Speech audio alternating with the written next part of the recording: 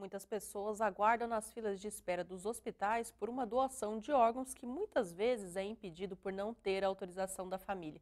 Só no Paraná são mais de 2.000 pessoas que aguardam um transplante e somente quem sobreviveu por ter recebido um órgão sabe explicar a importância da ação. O Brasil é um país em que não se ouve muito sobre a doação de órgãos. Porém, esse é um dos assuntos mais importantes para se falar. Em um ano, mais de 2.000 pessoas morrem à espera de um transplante no país. Porém, não é preciso ir tão longe para notar essa necessidade. Mais de 2.000 paranaenses aguardam por uma doação. Existe uma fila nacional, né? O Brasil hoje tem um sistema de doação e transplante de órgãos bem organizados. Nós temos uma fila de órgãos que as pessoas estão na fila. Então, existem várias estatísticas nisso que permitem, então, saber quantas pessoas estão esperando. Com 23 anos e mais de 27 cirurgias, Natana Bruna nos emociona contando um pouco de sua história.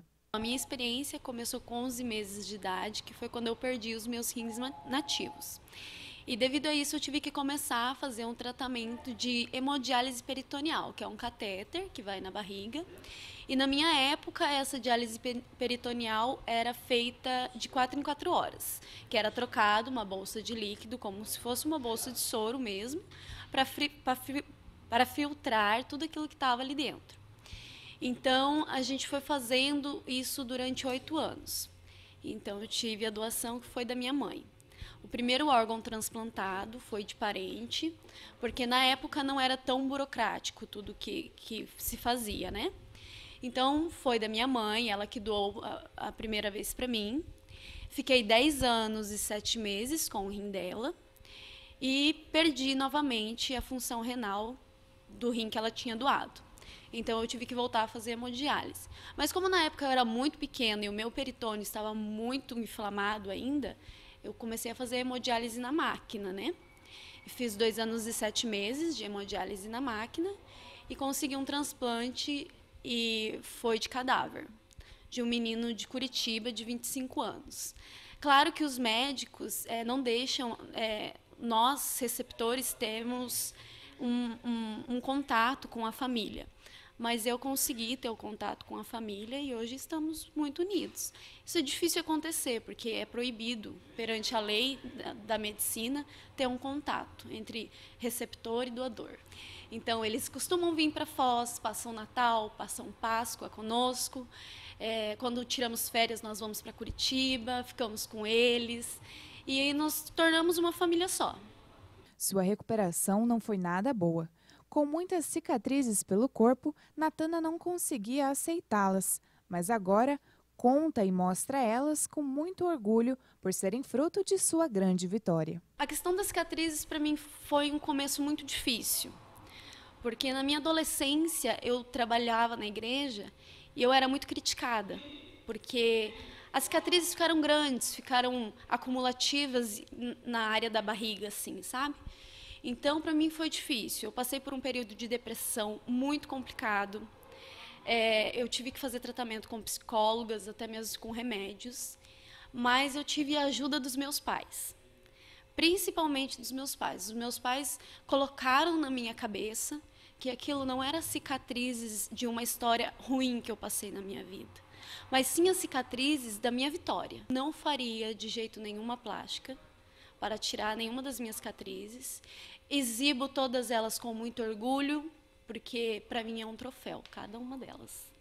O médico explica como funciona o processo de doação, quem pode doar e a importância de quem quer ser um doador conversar com sua família a respeito desse assunto. Olha, uma das coisas importantes é que a gente, como faz parte de um serviço médico, a gente vê constantemente as pessoas estando com uma situação onde está numa situação irreversível. Então, uma lesão cerebral grave, um trauma craniano, um derrame cerebral.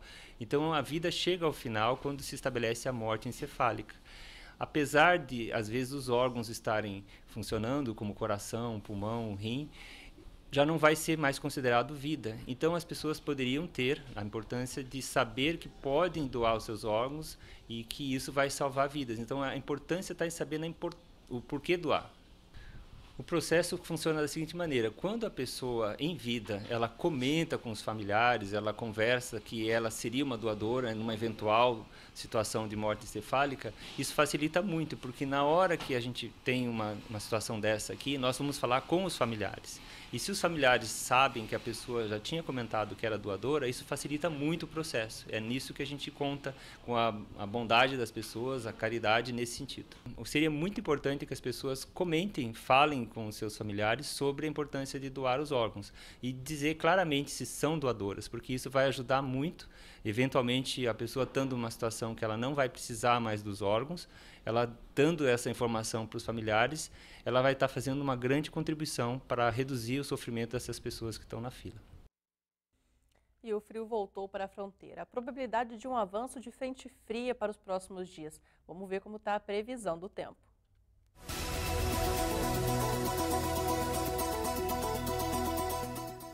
Na terça-feira, o dia será ensolarado e pode ocorrer geada ao amanhecer.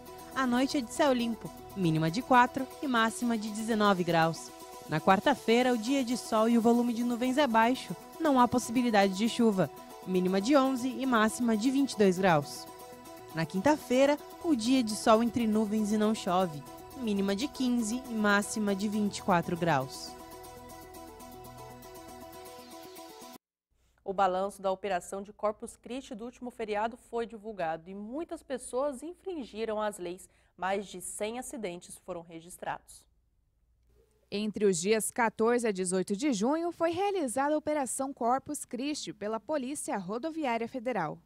Foram registrados mais de 9.000 carros que transitavam acima do limite de velocidade, 115 motoristas embriagados, 130 acidentes com um total de 135 pessoas feridas e 8 mortes durante esses 5 dias de operação nas rodovias federais do Paraná. Além disso, a polícia abordou mais de 40 carros em que crianças eram transportadas sem cadeirinha, assento de elevação ou bebê conforto.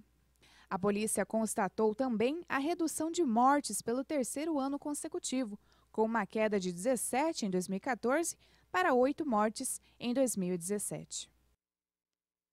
No próximo bloco, como acabar com o estresse e a ansiedade.